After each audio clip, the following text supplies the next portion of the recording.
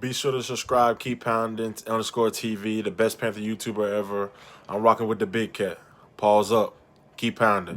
What's going on? Christian Miller here, linebacker of the Carolina Panthers. Just want to give a huge shout out to Keep Pounding TV. Keep doing what y'all are doing. Appreciate all y'all support. Everybody go subscribe right now to the YouTube channel, Keep Pounding TV. I'm rolling with the Big Cat. Hey, everybody, I'm your host, the Renegade, also known as the Big Cat. My cool cats, put your paws up if you're rocking with the Big Cat. Today, we're going to talk about the Carolina Panthers 27-28 debacle. What is being known as the Meltdown in Minneapolis. God damn. You know you fucked up when your loss got a name for it. We'll talk about it. But first, before we get started, do you love the Carolina Panthers like I love the Carolina Panthers still? Yes? No? Maybe? Do you love the Carolina Panthers like I love the Carolina Panthers? If you love the Carolina Panthers like I love the Carolina Panthers, it's getting hard to open my hand up and put 5 on it. So what we'll do is open my hands up and say, put your paws up. Meltdown in Minneapolis. We'll talk about whose fault it is and all the other good stuff. Let's get into it. Here we go. Before we get started, make sure you subscribe, click that notification bell so you don't miss a video. Listen, man, head over to FTFNnetwork.com, FTFN on YouTube, and FTFN Network on Twitch. It's 32 fan ambassadors getting with the real from a fan perspective. You can't beat it. Check it out. Also, KeepPoundingTVShow.com, my website. Make sure you go to read some articles, get some merchandise. Now, with that being said, we got to give our final thoughts. I like to start off on a good note. Let's start with the positives. Let's talk about Jeremy Monster, demonic, nasty, illegal, filthy, Hall of Faming, Defensive Rookie of the Year, lights out, wish you would have drafted him on your team, Chin. This guy is a stud. Look, I actually went to Homeland Security and I looked up what are the illegal weapons in this country. They got nuclear weapons, they got nuclear bombs, gas bombs, and then they got Jeremy Chin on the Homeland Security list. Yeah! Yeah! Jeremy Chin is, he's just so versatile in what he does, you know what I mean? I'm so blessed to have this guy from where? Alabama? No. Georgia? No. Florida State? No. But from the Saluki, Southern Illinois, who would have thunk it? And kudos to our scouting department for getting him, man. I mean, this guy has been more than advertised. We have not had a safety that has been a fraction of what he was since Mike Minter. And shout out to Mike Minter, one of my favorite Panthers of all time. So it's good to see that my man can play in the box. He can play out there in the slot. He can cover the slot. Corner. Safety, linebacker. Middle line, he could do it all, man. The effort he gave yesterday, was just impeccable, man. I have nothing bad to say about this kid, man. And the scary thing about it, he's a rookie. This kid is a rookie doing all these things. He's coachable. He gives energy, plays to the whistle. He's always around the ball. Even if he doesn't make the tackle, he's around the ball. That's how he got his first touchdown yesterday. My man was around the ball. So kudos to him, man. I'm glad he's on our side. And he was the bright spot yesterday. Gotta say shout out to my man, Zach Kerr. If you guys followed me on the One Bar and Lumpkin show the other day, I said, guess what? I said, he asked me who was the most underrated Panther. I say Zach Kerr. That guy has been phenomenal. Not only does he have a big personality, which I'm fond of, the fact that he puts up. With KK going down and Derek Brown being a rookie, getting double teamed. Nobody, look, if I told you, what do you expect out of Zach Curtis this year? A lot of you guys probably, not nothing much. But my man has stepped up, made some really big plays for us and some good quality minutes. So shout out to him, all right? And I'm pretty sure there's a few more others I could mention, but to me right now, that's all who I want to mention. Now it's time. Let's get into the tough part, the critiquing. Okay. First of all, let me go back. Let me slow down because I want to really take my time when I'm in there. This defense played a hell of a job, okay? Did a hell of a job. I don't put this loss on this defense. The scoreboard says 28, but that does no justice to how well this damn defense played. That's no justice. You're talking about 2 sacks, 3 fumble recoveries, and a host of harassing hits on Kirk Cousins. Defense played phenomenal. So you're asking me, why did we struggle? Good point. Why did we lose? Good point. We lost because of a number of things. And I'm going to take my time tonight, and I'm going to spread the blame around like a peanut butter jelly sandwich. If you guys ever made a peanut butter jelly sandwich, it's not good enough just to clump a piece of peanut butter on your bread. You got to spread that thing out so it tastes better. So this is going to taste better for your asses tonight. Let's start with Phil Snow. Phil Snow has called his second best game of the season, and he should not even be on this fucking list. You know what I mean?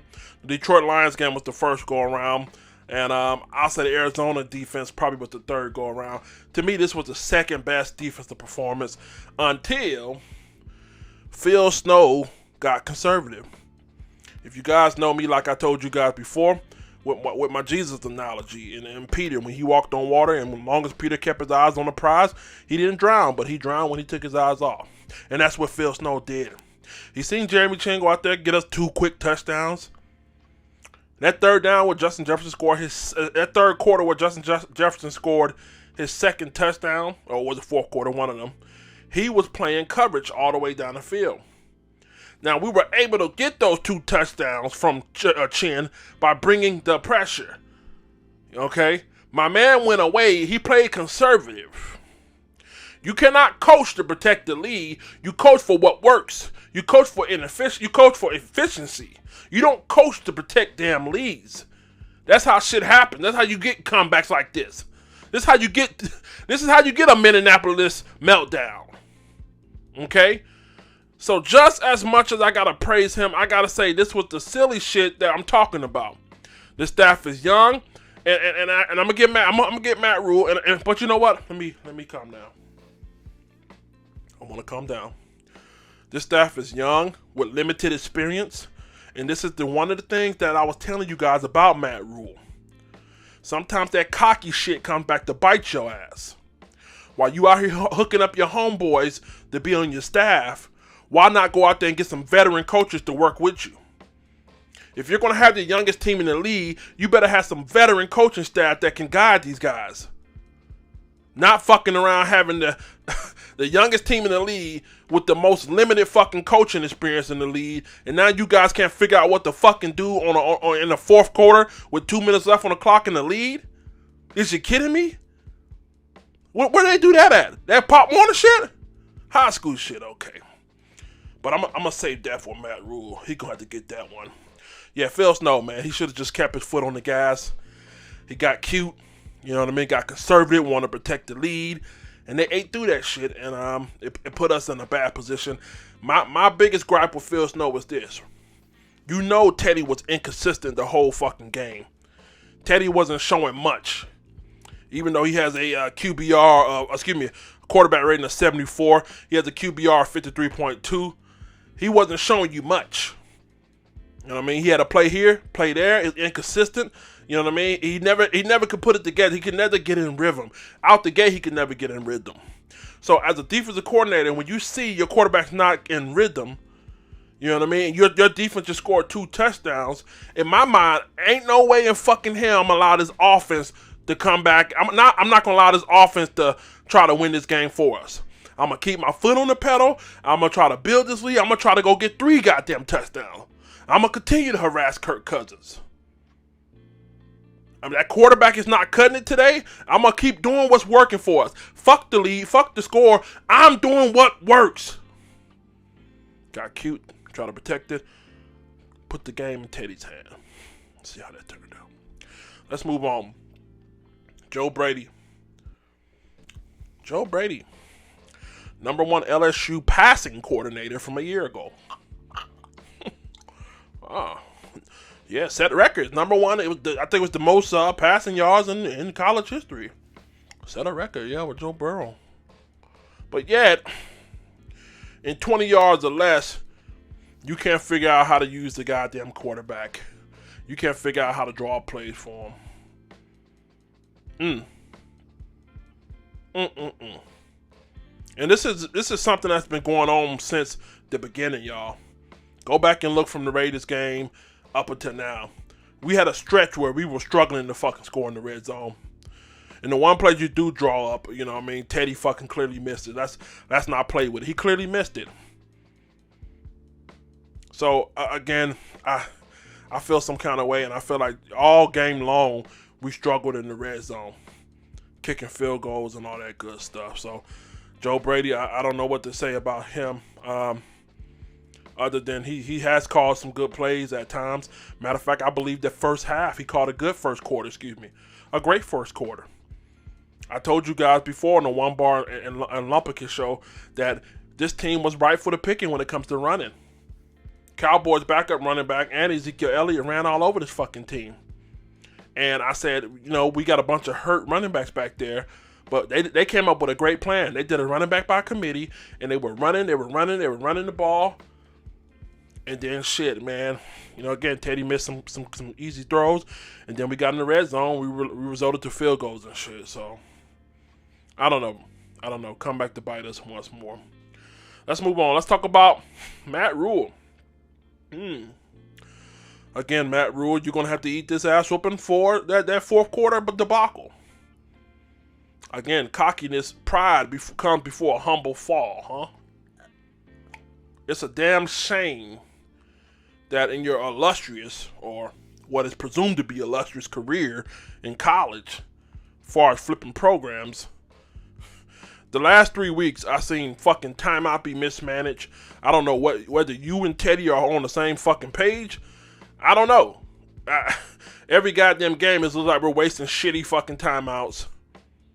Now in the 2-minute drill, y'all don't know what fucking plays to call? Here, I got a play for you. Keep the ball in the middle of the goddamn field. Let's eat up clock, and let's make it safe. How about that? How about we run that goddamn clock out? Let's not run a fucking zone play to the boundaries and get up Mike Davis pushed out of bounds. And then call some fucking shitty passing plays that results in the clock being stopped again once the receiver drops it. How about that? Again, y'all, poor coaching, management, poor inexperience. I've been telling you guys about Matt Rule. Good guy. I think he's a great coach. I honestly do. But I think he needs veteran coaching staffs around him. He doesn't know everything.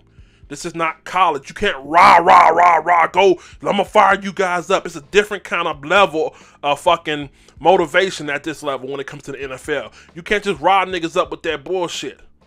You got to out-strategize motherfuckers. Out-strategic motherfuckers. You know what I mean? When you come here and you confused and shit, you know what I mean? It just, I don't seen it too many times this year. We've seen it against Vegas, the 4th-and-1 call. We're seeing it again. We don't seen it several fucking times. No, I don't know what you guys are doing. You're not on the same fucking page. And it always, how funny is it that it's always in the most opportune time? These guys always fall apart when it comes to communication or being on the same page at the most opportune time, in crunch time. It's never at the beginning. Go back. We never fall apart at the beginning. It's always when we fucking need them. You know what? You know that song that says you can't always get what you want, but you get what you need. When we need you, we don't even get that shit. So yes, Matt Rule, but one thing I gotta respect Matt Rule for, and I mean this and I'm not trolling, I respect him for his honesty of owning up to that shit. That's one thing I respect as a man. You know, we all make mistakes, we all fuck up. And but you got to own a piece of this pie. Everybody I'm talking about is gonna have to own a piece of this pie. But I respect Matt Rule, and hopefully we can get that communication thing as far as timeouts, play calling selection, what we want to fucking do on 4th down. Silly shit, huh? Hopefully. Let's move on. Joey Sly. Hey, Sly. Hey, how you doing? Big leg Sly. You showed enough last year to get Graham Gano. Got him released. You got the opportunity. There's nobody to look over. Nobody look over your shoulder. Got a great story. Great fucking story, by the way. And you come out here and you have yet to win a game in the clutch. Getting your shit blocked, missing it. I don't get it, man. I don't get it. You got one job to do. You ain't got to block. You ain't got to read no damn assignments. You ain't got to pull and trap. You ain't got to catch the ball. You ain't got to throw. All you got to do is line that hoe up in the dome. In the dome, by the way. In the dome. And boot that motherfucker in there. And that last one wasn't even fucking close. So at this point, I'm starting to think you are who you are. Dating back to your college days. Always been a guy with a big boot on his leg. You know what I mean? But you could never really be accurate. One of the least accurate quarterbacks coming out of that class. That's the reason why he went. Least accurate kicker to come out that class. That's the reason why he went undrafted. Having a big leg but not being accurate, it's like owning a big gun, but you can't control it. What good is that? What good is that? No more excuses, man. No more excuses. You got the job. You won the competition from up out of nowhere. And, you know, it's time for people, if you're not maximizing your opportunity, it's time to find somebody who can. I said it before. Start putting these guys in here that can. You know, they put Tahir Whitehead on the bench, got Peanut in there. Everything looks better now. You know what I mean? You got other guys in there as well. And that goes for the kicker. If Joey Sly got stage fright or whatever the fuck is going on, dating back to last year, it's time to let him go. Or to bring in competition. You got one job. And you can't do that right, man. So, shout out to Joey Sly for the fuckery. Last but not least, you've been wanting these guys' head on a silver platter. You want his head on a silver platter. My quarterback, Teddy Bridgewater. Your quarterback, Teddy Bridgewater, as well. A lot of you guys feel like I protect him, huh? He's a good guy. Good, clean dude. One thing that I got a problem with it. I kind of felt like this whole week has been about leading up to the reunion story. You know? I felt like even the commentators were talking about how Teddy was sitting on the plane with Matt Rule, and Matt said, "How long are you gonna take to say hello to everybody?" He said, "Give me 20 minutes." Jokingly. I mean, I felt like the tension. I felt like his head was, you know what I mean? I don't know. The reunion tour, VH1 or what? I don't know. But from the gate, he looked like he was unfocused, inconsistent. I don't know. Maybe it was fright. I don't know. He was trying to do too much. I don't know. But I tell you this right here. There's no way in hell that a guy can get hit only 3 times with no sacks, and all you can do is give me 1 touchdown and 267 yards. 1 touchdown with only 3 hits and 0 sacks. You got less touchdowns than a fucking safety on your own fucking team. Pathetic. Pathetic. It's no more excuses, man. And on top of that, you know what I mean? And I'm not trying to lay it on here, but I guess I am. You fuck around, probably got your damn receiver hurt. All year long, all I've been saying is chemistry, chemistry, chemistry. Oh, there's a chemistry issue. Maybe it's due to COVID. Maybe it's due to short practice.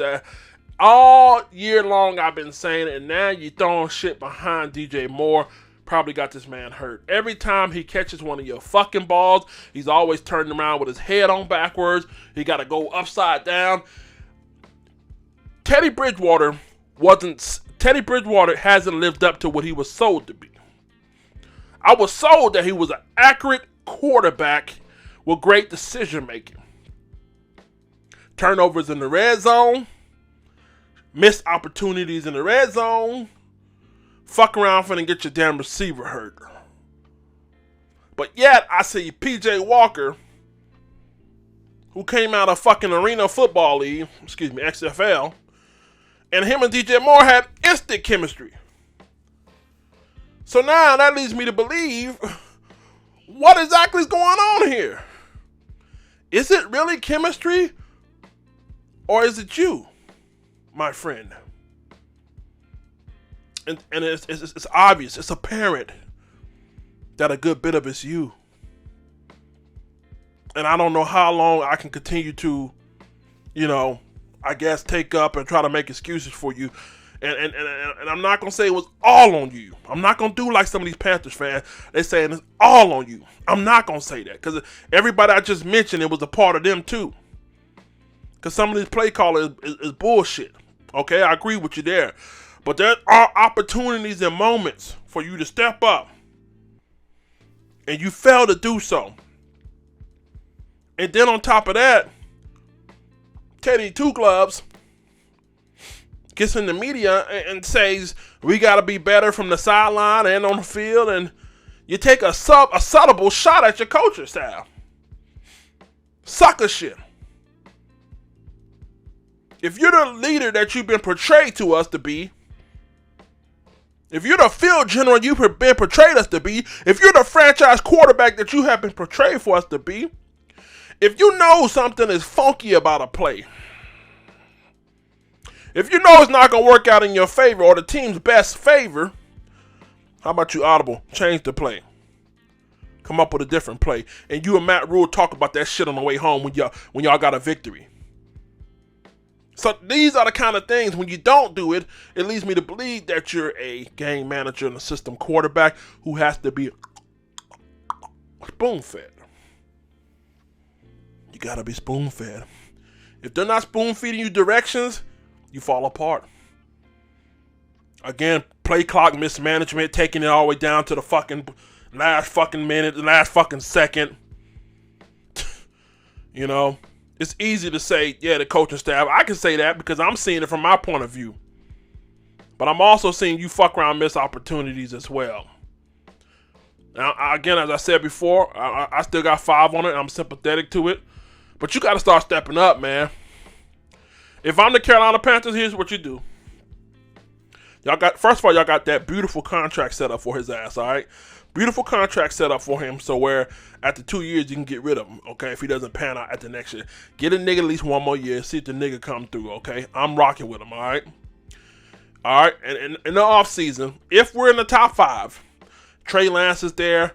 That's the only quarterback other than Fields or Lawrence that I'm willing to take.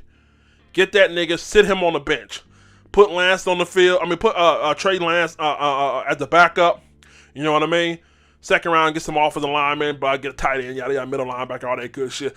But if I'm you, if the quarterback that's of the future is there, whether it be Lance, Lawrence, or Fields, nobody else. If one of those guys are there, you snag that motherfucker up, you put him on the bench, and you tell Teddy, look, you got 1 more year to show him what you got. He come up here with that same bullshit, and you got your predecessor already on the team. But this shit gotta stop. This shit gotta stop. It gotta stop. I got 5 on it. I love you, my G. But I watch P.J. Walker come in there and use his fucking legs, moving linebackers, freezing linebackers, throwing behind goddamn, breaking off routes like DJ Moore. Broke off a route in the scramble drill, coming back to him. I watch this guy be mobile, athletic. I watch him throw people open. I watch him hold people with his legs. I watch him float a guy in, float a ball in 51 yards down the field, in stride. DJ Moore had to come back and do a back flip. He didn't have to look over his shoulder. He just caught it in stride, and we haven't seen that shit. And I don't know. How many more receivers we got to get hurt? Is it Curtis time next? Is it Robbie's turn next? Because throwing behind niggas going to get somebody wiped the fuck out. So I don't know, man. That's my plan. Get that nigga 1 more good year. Let him learn playbooks and upgrade or whatever the fuck y'all gonna do with him. Nigga can't cut it, then get rid of that nigga. Bring in the motherfucking Trey Lance. Sit him on the bench. And we'll ride from there. All in all, man, this is what I gotta say. This loss was a fucking pathetic loss. Partially due to poor coaching. Larry, Curly, and Mo out there. Phil Snow, Joe Brady, and Matt Rule.